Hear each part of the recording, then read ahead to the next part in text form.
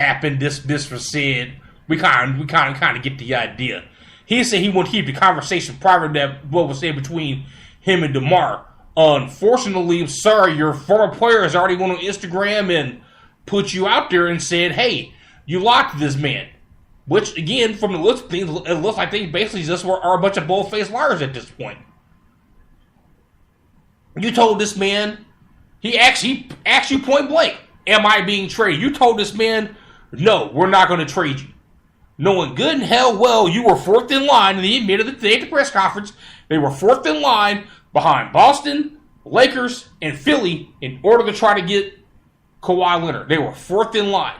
So once Boston fell off, and again, any sort of talks, I said this before, any sort of trade talks that would have started up again, would have, as soon as the name Jason Tatum comes up, the conversations are done, finished. He's not doing that. Jaylen Brown, you want him. Rozier, you want him. Marcus Smart, okay, cool. You know, the Sacramento pick for next year, which will probably wind up being a high pick. If you want to include that, okay, fine, we can talk about that. As soon as the name Jason Tatum comes up, we done talking, homeboy. Hey, let me hang this phone up right quick. That's it for there. So to do with Boston, I believe they wanted Tatum, and they wanted Tatum to be the centerpiece of that trade. That trade was never going to happen. If Jason Tatum was going to be included in any sort of trade, it wasn't going to happen. In addition to that, there were rumors that they wanted Kyrie for DeJounte Murray to be included in that trade. Likewise, San Antonio likes what they see out of DeJounte Murray. That's a no-go, especially with Kyrie only having 1 year on his deal, and him being as temperamental as he is, and he's rumored to either be going to the Nets or the Knicks next year because he grew up as a Nets fan and likes New York and wants to play in that sort of market. So again, that sort of thing with those two players, that wasn't going to happen. So Boston was rumored. Boston, I believe, never was going to happen because you're not going to give up Jason Tatum, and you're not going to trade Kyrie for Murray. And Murray for Kyrie, vice versa, vis-a-vis, however you want to look at it. So Boston, boom, there you go. Likewise with the Lakers. If they want to make a trade, that's fine. As soon as the name Kyle Kuzma come up, we're done talking here. Magic Johnson and Rob Pelinka already came out and said that any sort of trades involving Kuzma are a non-starter. So if they wanted Ingram, cool. You wanted Josh Hart, who balled his behind off in the Summer League MVP. You want to talk about him? Okay, cool. If you want to talk about Morris Wagner, the rookie from Michigan, who I think is going to be a hell of a player for the Lakers this year, once the 30 days on his rookie contract expired, if you want to talk about him, okay, cool. We can go ahead and put him in the talks. Lonzo Ball, although he's hurt, Spurs said didn't have any interest. You can always work something out. Brandon Ingram was the linchpin of those talks. But as soon as the name Kyle Kuzma comes up, nope, can't do this trade. We're not having it. Even my guy from Kansas, who went to the Summer League and basically showed the NBA what us Jayhawk fans have known for the past 4 years, is Svi Mykhailiuk. Svi for three, he can hit threes, he can draw to the hole, he can defend, he can block, he can pass. He's a hell of a team player. He's going to love playing with LeBron, and LeBron's going to love playing with him. This season, mark my words. Integral piece of that team and that offense is going to be Svi. Watch and see. But again, if they included him in trade talks, again, can't get mad. Can't get mad.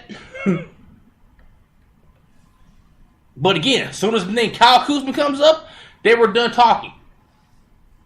Philadelphia wanted to include Markelle Fultz, which I'm not really sure the Spurs would have wanted to take him on. But even if they did, they probably would have asked potentially for Ben Simmons, which again, that wasn't going to happen. And if they tried to ask for Embiid, Brett Brown, whoever's in charge of Philadelphia, would have probably hung the phone up on R.C. Buford and needed this standard looking like Boo Boo the Fool.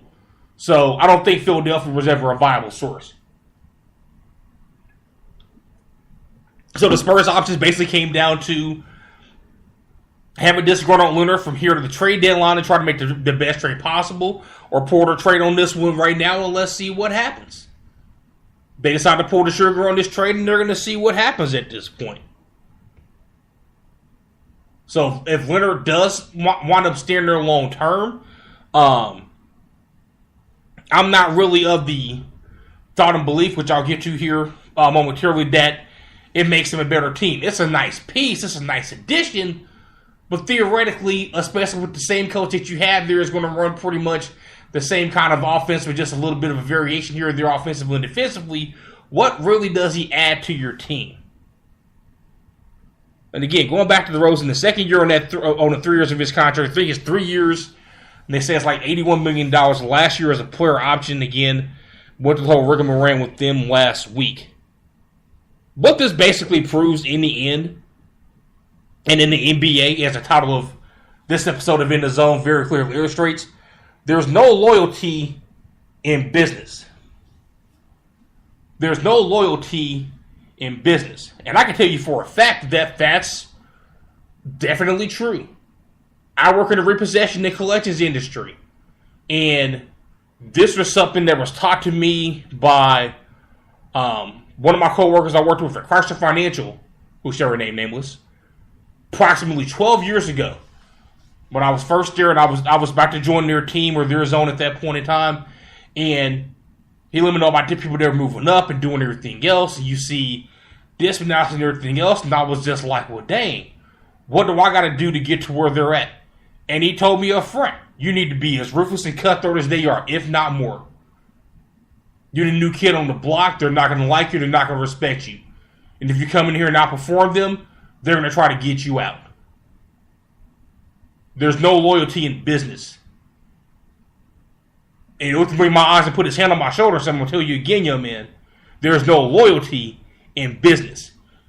Never have any truer words ever been spoken as far as that aspect of my personal career goes, but it also applies now here to sports. With all the vitriol that we gave LeBron for leaving Cleveland and going to Miami, and then even some right now from these fake Laker fans from him joining the Lakers, for all the heat and problems, myself included, that we gave Kevin Durant for leaving Oklahoma City and going to Golden State because the salary cap went up and there was a viable option for him, just like with Boogie Cousins. It was a viable option for him to go there. And like he said, he didn't give a fuck about people getting mad at him for going there. He liked it. He had a devilish grin on his face. If you go back and watch it, it's on YouTube, by the way. He had a devil's look on his face like, I don't really care about y'all getting mad that I'm going. I'm going, big deal. Do something.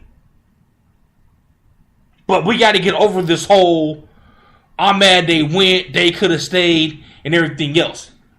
There's no loyalty no more. I'm not saying if this proves it, nothing else ever will.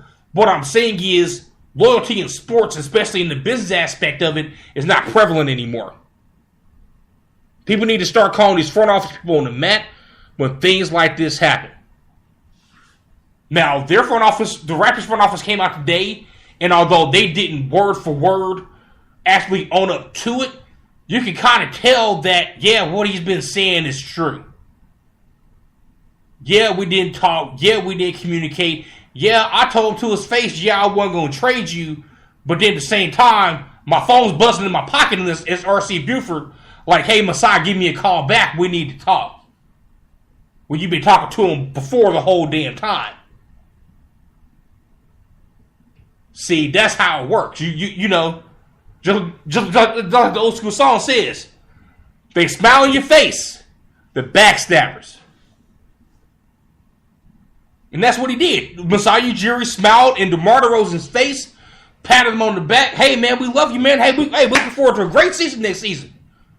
Pat that man on his back. You're not doing nothing but trying to find a soft spot for the night to land. That's it. And as soon as you found that deal was made, you was like, bam, gotta go. Don't let the ground hit you too hard on the way down. Now, DeMar has not publicly been on camera since. He's only been on Instagram sending subliminal messages. I'm pretty sure he's mad, and he has every right to be mad. Every right to be mad because, again, he was told one thing and basically got lied to and traded for the next best person. And that's also something that if you're Kawhi Leonard, you need to pay attention to that too. This is not going to be a Oklahoma City Paul George, warm and fuzzies. Hey, everybody, I want to let you know I'm staying. Hey, man, you just got to leave in one situation where this is supposed to be one of the best run franchises in all the sports. Forget basketball. In all the sports, it's one of the best run franchises. And you basically just got kicked to the curb, thrown under the bus, discarded. Hey, it's our way or no way. You're going to do this how we want you to do it, or it's going to be problems. And then instead of them shipping you to a desirable destination or to a destination to where you thought you may want to go, they sent you to the farthest place possible outside of the Western Conference, mind you. Sent you to the farthest place possible. And you can say, you know what? Figure it out from here. They sent you to another country, homie. And not only did they sent you to another country with that team's started you just got traded for, is saying, hey, man, you walking out, you walking in the door, he walking out. He probably looking at you like, hey, man, watch your back. They just got me. You next. They going to get you.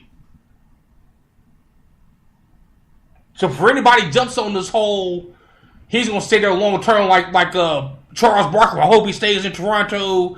It's good for the NBA. Nah. No. We're not even going down that road. If I'm Kawhi Leonard, I'm looking up like, okay, so I'm here, just left there, y'all stab him in the back. So what's to say that I do sign here long term for 4 or 5 years? What's to say that, y'all look up and say, well, Kyle Lowry's going to be here with you long term, and then a year and a half from now, 2 years from now, y'all up off and trade him after telling me, well, nah, he's going to be here. He's going to be here. The same way you got me and you got rid of him is the same way that you're going to get rid of him and not tell me. I don't think so. Keep your eyes open. But again, that's with every team. That's with every team. Every team has these internal problems, has these internal issues with business and their dealings and how they do things and how they look at stuff. The only problem is that teams like San Antonio, you never hear about it.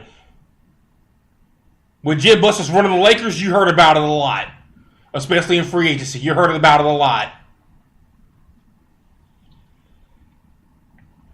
When Michael Jordan was with the Bulls, you kind of heard about it, but it wasn't really like, that's a bad problem. The worst run franchises, you hear about it a lot. The Clippers, Chris Paul gone, Blake Griffin gone, DeAndre Jordan gone. Once CP3 left last season, you could watch it. It was a documentary. Hey, you start hearing little chirps off what he said. Blake Griffin got traded. The door opened up a little bit wider. You can stick your head in there and go, oh, this is what's going on in here. Okay, that's not good. Then as soon as DeAndre Jordan left, the door opened wide open. Hey, it's open business. Oh, so this is how y'all doing business up in here now. Oh, okay. Y'all trying to keep all this bad stuff under wraps. Like I said, it just takes one player, one thing, one time, the door opens. Or again, the curtains get, or as I call it, the curtain gets pulled back. And with the Spurs, this is one of those deals where the curtain got pulled back on them. Now with DeRozan there, Kawhi's gone. Tony Parker went to Charlotte. Danny Green is gone. You don't know if Ginobili is coming back. You're gonna have to go ahead and close the curtain on up, close ranks, and then figure out what you're gonna do next. So it happens all the time. As far as back on the on-court issue goes, everybody thinking that now Toronto is basically going to be the best team in the East and they can make a finals run. I would say not so fast on that one. You're looking at everything equally on paper. Everybody's healthy. Out of the teams in the East, the Boston Celtics should win the Eastern Conference next year. If Kyrie is completely healthy, if Gordon Hayward is completely healthy, you add him in with Rozier and Marcus Smart, who just resigned, Tatum, Horford. You add all those guys in there to that mix. If Robert Williams, if he can ever get his head on straight, could be an addition and a key contributor again if he gets his head on straight. Had a few little childish things happen with him. since he's gotten drafted. But again, Danny Ainge will fix that, straighten it out. Hopefully, the young man